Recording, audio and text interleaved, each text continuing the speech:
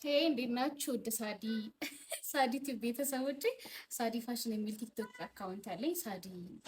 ሳዲ ፋሽን ልል ነበር ማለት ነው። ሰው በቀላሉ ቤት ውስጥ የምንሰራው ስራዎች ምንድን ናቸው፣ ምን ይመስላሉ የሚለውን በትንሹ አጠር አድርጌ ለመናገር ነው የመጣሁት። ብዙ ጊዜ ቲክቶክ ላይ እንደዚህ ይናገራለሁ። ስራ ቤት ውስጥ ቁጭ ብላችሁ የምትውሉ እናቶች ስራ መስራት ትችላላችሁ፣ ቀለል ያለ ስራ መስራት ትችላላችሁ፣ ብዙ አይነት ስራ አይዲያዎች አሉ እያልኩኝ በጣም ብዙ ጊዜ እናገር ነበር። ሰው አይዲያ ንገረኝ፣ እንዴት ማድረግ አለብኝ እያለ ይጠይቀኝ ነበር እና እኔ ምንም አይነት ኮሜንት እንትን ብዬ አላውቅም ግን እንደዚህ ሶሻል ሚዲያ ላይ ማለት ዩቲዩብ ላይ መጥቼ ደግሞ ሞር ባስቀምጥላቸው ለሌላ ጊዜም ይሆናል በሚል ነው የመጣሁት።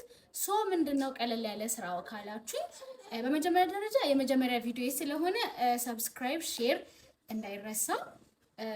ምን መሰላችሁ ቀለል ያለ ስራ ይሄ ለምሳሌ አራስ ሆነሽ ቤት ከተቀመጥሽ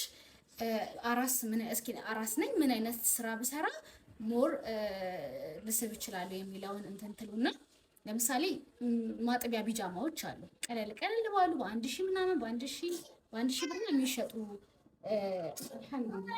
አልሐምዱሊላህ በአንድ ሺህ ብር የሚሸጡ እንትኖች አሉ ማለት ነው። እነሱ ምን ማድረግ ትችላላችሁ? ፕሮሞሽን ማድረግ ትችላላችሁ። ለምን አንድ ፎሎወር አይሆንም።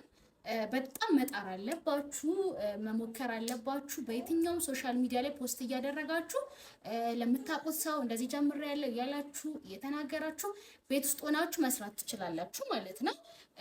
ሌላ ደግሞ ጌጣጌጦች በጣም አሁን በዚህ ሰዓት የሚሸጡ ጌጣጌጦች በጣም ይሸጣሉ። የጆሮ፣ የእጅ፣ የአንገት ምናምን በጣም ነው የሚሸጡት እና እንደዛ አይነት ነገሮችን ብትሰሩ ሞር ከልጆቻችሁን የተንከባከባችሁ በትንሹ ልጆቻችሁ የተንከባከባችሁ በትንሹ መንቀሳቀስ ትችላላችሁ ማለት ነው። በምን ያህል ካፒታል ነው የታገኛለሁ የሚለው የምትፈልጉ ከሆነ ይሄንን ቪዲዮ አያውና ሞር እይታ እያገኘ ከሆነ እቀጥላለሁ ማለት ነው።